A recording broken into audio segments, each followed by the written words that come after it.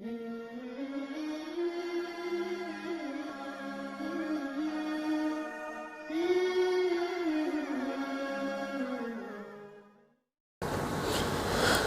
الاحزاب کے ویسے تو کئی فوائد اور خواص ہیں، لیکن سب سے اہم 3 خواص یہ ہیں کہ اگر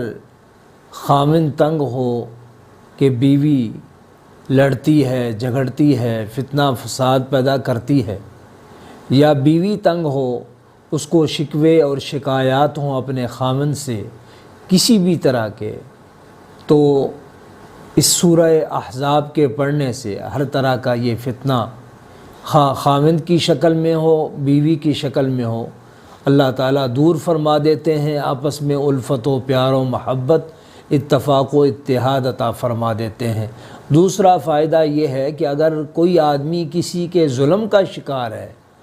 تو مظلوم سورۃ احزاب کی کثرت سے تلاوت کرے، انشاءاللہ تعالیٰ ظالم سے بھی چھٹکارا ملے گا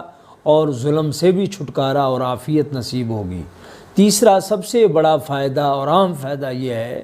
کہ بہت سارے لوگ یہ کہتے ہوئے نظر آتے ہیں کہ بچیوں کے رشتے نہیں ہو رہے، بچے بوڑھے ہو رہے ہیں، بچیوں کی عمر